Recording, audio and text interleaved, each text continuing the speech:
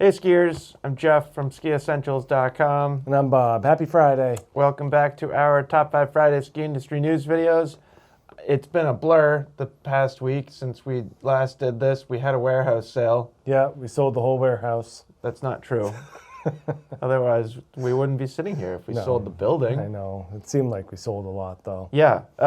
So we saw some of you.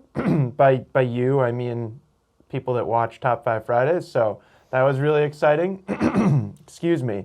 Thank you in general to everybody that made the trip. It's always really fun. I know I've talked about it before, but it's always really fun to engage with people in person because normally it's through a computer screen. Right.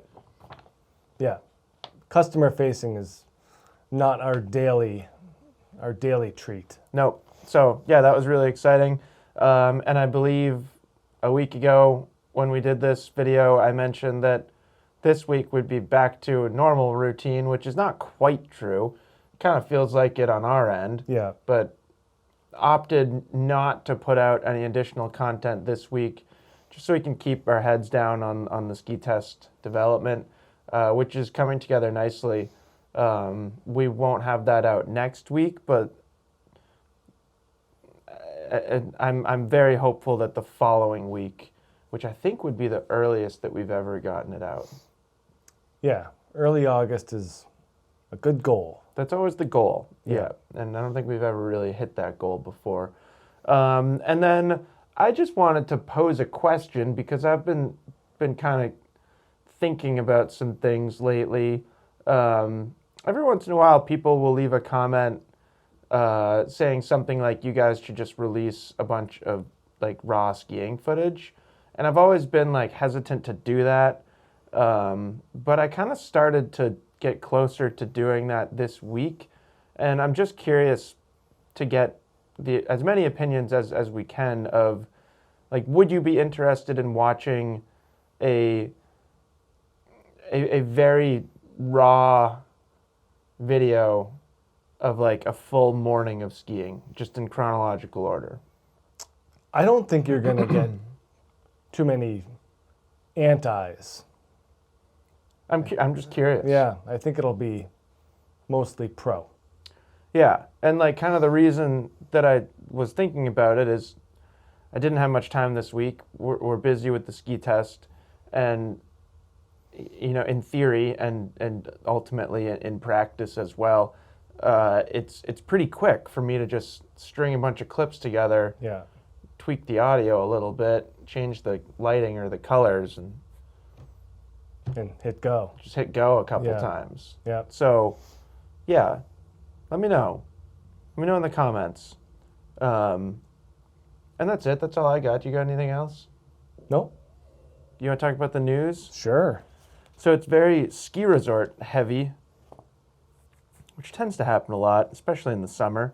But topic number one, we've got some interesting news about Powder Mountain and Reed Hastings. So Reed Hastings is the former Netflix CEO and now the majority shareholder of Powder Mountain. And they are facing a $76 million lawsuit over the use of EB5 funds. And the whole thing seems very messy.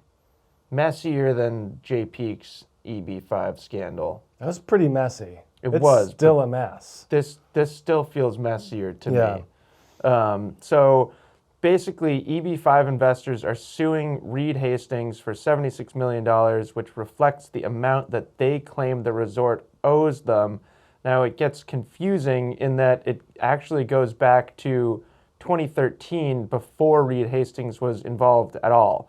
So Summit Mountain Holdings Group allegedly, which is like important, allegedly borrowed $120 million through EB5 investors, or at least most of which came from Chinese EB5 investors.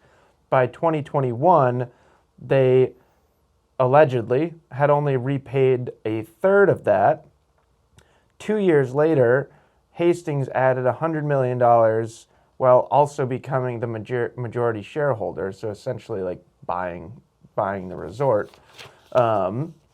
Now, Summit Mountain Holdings has countersued the EB5 investors, saying that they only received 20% of that $120 million, with the other 80% being directed to what I understand as other EB5 programs.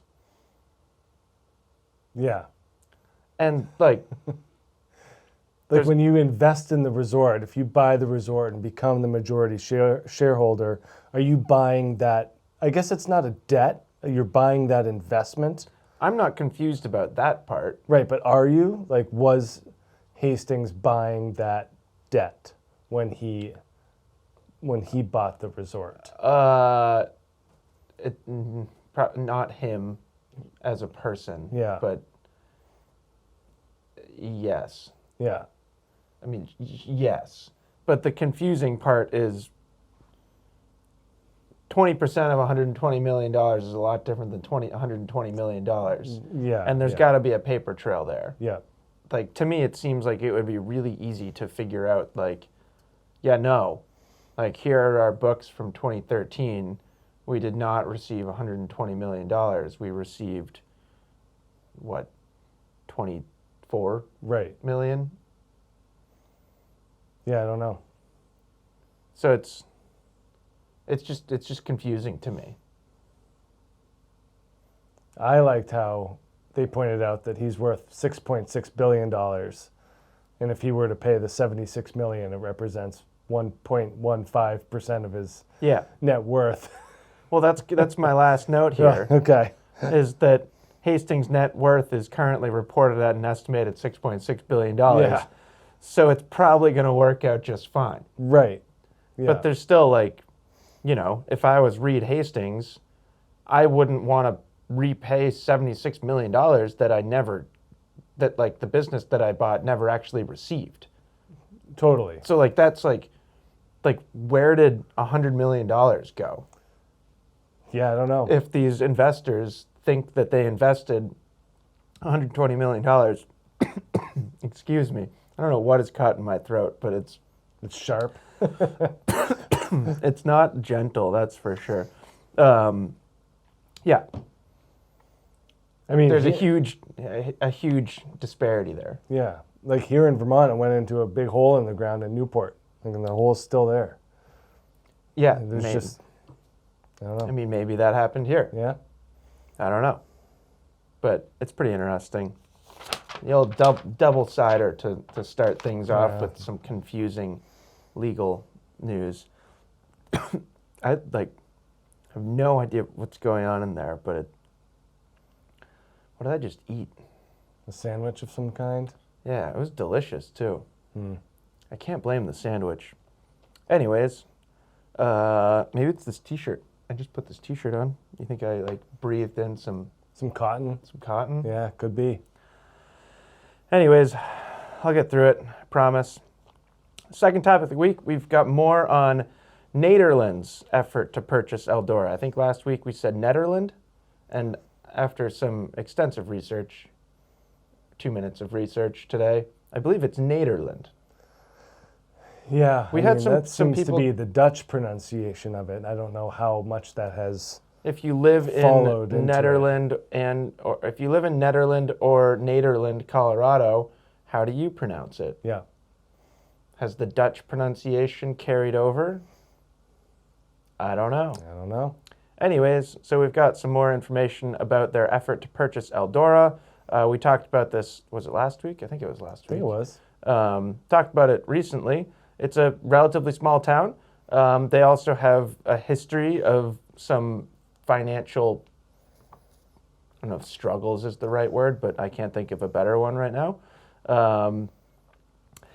Essentially, we talked about how they're kind of fundraising for this resort. They're trying to raise $200 million in bonds. It sounds like those bonds will come with 6 to 8% interest, which they are trying to repay within 10 years. You would think that's going to be enough to entice investors, and essentially it could drastically change the financial situation of the town. And like just the structure Yeah. of the town from a government perspective. Yeah, because what was the number of like municipal workers? Like right now it's 24. 25 and it's going Yeah. to go to like 700. Yeah, Yeah, it's a lot. Right. It's a big jump. Someone's got to be in charge of that. right. So just like kind of completely changing the economic landscape of the town. Now, I said the goal is to repay those bonds in 10 years. Their goal is also to essentially save $10 million to put in a fund for the town. I feel like that's a lofty goal without knowing too much about the nitty-gritty details of Eldora and Yeah. their business and their revenue stream and stuff like that. But, you know, paying back $200 million with 6 to 8% interest in 10 years, that's not nothing. No, that's not a small task. Yeah. You know, are they going to have to change the Ski Mountain's pricing structure and Yeah, I don't know. charge more for hot dogs and ski lessons and stuff like that where they actually make money? Yeah, I don't know. It's very interesting. Again, I just like, it sounds like a lot of money. Now, if everything goes right, they'll come away with it with this $10 million in saved money. And also after the bond repayment, now this is the part that like doesn't make sense to me. It says after the bond repayment, they expect cash flows between $2 and $5 million annually, which is not enough to repay. Like if that's your cash flow, Like 7% on $200 million and you're only making $5 million a year. if that, not even making, that's cash flow. Yeah. So I don't know. I'm glad that we're not the primary news source here because I like know. to me, I understand the general picture of it, but some of the numbers that we're reading just don't really add up to me. Yeah, and I think that's what's concerning a portion of the residents, Yeah. is that maybe these numbers don't align the way that we want them to. Yeah. Anyways, in other news, it looks like a really nice place to live. Yeah, it looks super cool. Yeah. We just went down the rabbit hole of Google Maps and Zillow and what was it? 173? I don't know, Alpine Drive looked like a nice place to live. Was it 173? With the little peninsula? Yeah. Yeah, it looked nice. Yeah. Do any of you live 173 Alpine Drive, Nederland, Colorado? Because it looks really nice and Yeah. it looks like you have a private peninsula. Yeah, it looks sweet. Also, our boat's not allowed on that reservoir. Did not look like there were any boats. Can you swim in it? Yeah, all good You questions. got a lot of questions here. Can you take a kayak on it? Paddleboard, like stand-up paddleboarding. It seems like that would be a lovely area for that. I was always wondering, so we were also, our internal conversations here then pivoted to the Dillon Reservoir. Do you get like fined if you like fall out of a canoe? There's also people that do like the wing foil. Yeah, like windsurfing? Yeah, like that stuff. I don't know. Yeah, like you can't swim, but like where do you draw the line? Like can I go kayaking and like roll? Maybe you have to have a wetsuit so you're minimizing skin Yeah. contact with the water. I don't know. But if you're ever curious about what happens in our office, it's a lot of click-clacking on keyboards, and it's a lot. It's I'd say every couple hours, it's a 2 to 5 minute tangent where Bob and I go down some rabbit hole. Not dissimilar to this. Yeah, it's pretty much Yeah. just this. Yeah. So, anyways, this will be really interesting to watch. Like, it just seems like such a cool area and such a cool concept. I'm just personally thrown off by Yeah. some of the numbers. Anyways, this next one's pretty quick, and this one doesn't involve any numbers yet, although I'm sure we'll hear more about this. New Burke owners here in Vermont are pursuing renewable energy. I don't know that I was immediately familiar with this academic institute, Bob. The Vermont Law School. The Vermont Law and Graduate Schools Institute for Energy and Environment.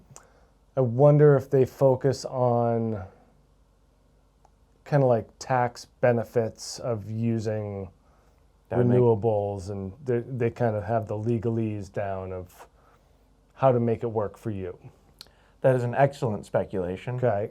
Anyways, so Burke is working with that school, and currently their electric bill is one of their biggest expenses. I think that's probably true for a lot of ski resorts, but it's currently $1 million a year. And they're looking into a bunch of stuff. They're looking into some level 2 EV chargers, a solar-powered pump station, battery-powered snow guns, and even their own hydro power station. Yeah, I think that makes sense. And, Yeah. put a windmill on the top of the mountain. They own the thing now. Put some solar panels on the I don't roof think the windmill wouldn't happen. Remember when we were talking about the parasailing, whatever that stuff is? Yeah. The flying stuff?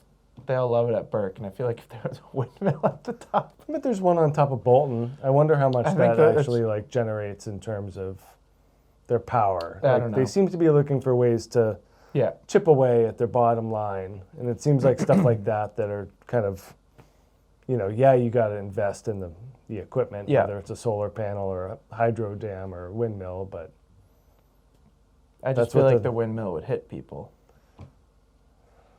I would hope people would avoid the windmill Well, on it's their, such a popular on their destination. parasailer or whatever it is.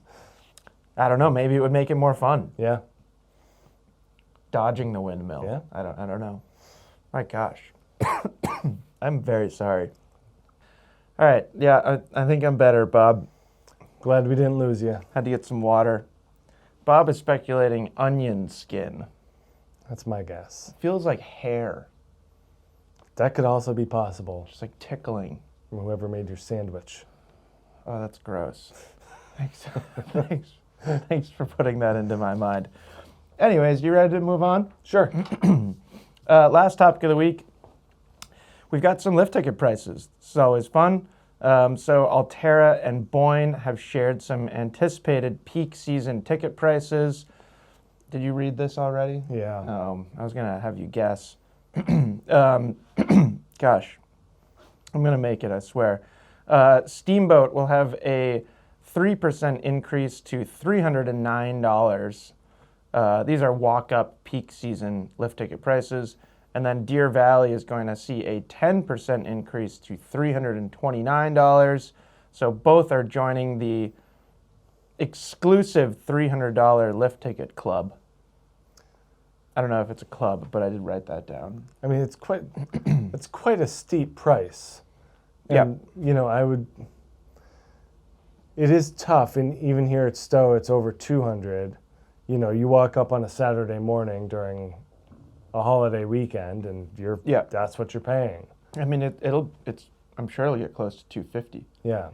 I mean, it really just shows the level of enticement that they want for you to buy the pass. Yep. Like, that's the whole deal. They could keep going with this because the end goal is to get the passes bought. That's what I was chatting with Matt about it. And that's exactly my reaction. Not just for that reason, but especially a resort like Deer Valley. Like, Yeah. I don't think it matters. Nope. I think you could make it $550 and no one would care. Yeah. Because you're either a pass holder or like $550 is whatever. the same as $76 million is to. I mean, you're going to spend like triple that on bottle service at the end of the day at Right. Après Yeah. up at the St. Regis. Yeah. Like, people throw money around there like crazy. Yeah. So like, yeah, just like, why stop there? Right. Make it the same amount as a pass. Just only sell passes. Only sell passes. No day tickets. Yeah. Yeah. Not to say that like I think this business model is like great for the ski industry, but I certainly understand why a business like Deer Valley would Yeah. just be like, yeah, $329. Like 3 days for a full Epic Pass. 3 Yeah. days at Deer Valley or one full Epic Pass. Yeah, so I wrote that down too. So Deer Valley, of course, Icon Pass. So that's $1,429. So Yeah. 5 days. And then at Steamboat, it's a little different because a base pass for Steamboat is $1,009. So only 3 days. Oh. Yeah. Yeah, I mean, that's pretty close. Yeah. Yeah. If you're there for a 3-day ski vacation. Yeah. Might as well just buy a pass. But I don't know about Icon or what, but I know like Vail stopped selling their passes That's at a true. certain point, Right. And so That's true. then that's your option. That's your only choice. Yeah, you pay that. Yeah, that if you price. want to go skiing, it's lift ticket or nothing. Yeah. Yeah. If you decide in That January is a good point. that you want to go to Steamboat for the week, Yeah. I'm not sure, but if you want to go to Vail for the week or Yeah. Stowe, Good point. you can't just buy an Epic Pass. Yeah, correct. So Yep. they're getting those people for sure. Yeah. Have you skied Steamboat? Yeah, I think I have. I know I've been there. it's I've fantastic. been there in the summer, Yeah, it's phenomenal. I'm sure. Anyways. Now we're on to our edits of the week. We've got 3. First, we've got peak performance, the road to Riksgränsen. Riksgränsen. Yeah, it is way up there. Another thing I explored on the map. Really? Yeah, very northern Sweden. Almost Arctic Circle. Yeah, looks it to me. Okay, and then second end of the week, we've got the Windells recap from their Solomon session. This one looked fun. I was trying to spot. Looked like a lot of departs. Looked like maybe a new depart graphic. There was like a black ski. Yeah, I was wondering if you'd pick up on that. It looked kind of intriguing. Yep. I think I spotted. I think I spotted one QST 100. Did you notice that? No, but I've also thought like, well, they've named the Depart 1.0, Yeah, leaving room for a 2.0 a 2.0. and beyond. Yeah. Yep. Anyways, and then lastly, we've got Dylan Siggers and Liam Bayless make a trail edit. This is a biking edit. Yep. So that's it. I'm going to go drink more water because my throat still feels tickly. Yeah. Good luck. Thanks. I assume I'm not getting sick. Doesn't feel like that. That was very acute. Yeah. It just came out of nowhere. Yeah. It's like once I sat here. Something in the studio. I got a big golf tournament. I can't get sick. Right. Yeah. Stay fresh. Yeah, it actually doesn't really matter. So anyways, hope everyone has a fantastic weekend. You know, I really would like to get some content out before we get the ski test out. So let me know what you think about just kind of like a raw skiing video. They'd probably end up being like somewhere between 15 and 25 minutes. I don't think you'll get too many complaints from this crowd for No, I'm just curious. more skiing footage and content. Yeah, there wouldn't be much talking. Yeah. Just candid talking. Yeah. Yeah. If at all. If at all. Yeah. Yeah. So yeah, let me know what you think. Hope everyone has a great weekend, and we'll talk to you next week. Bye.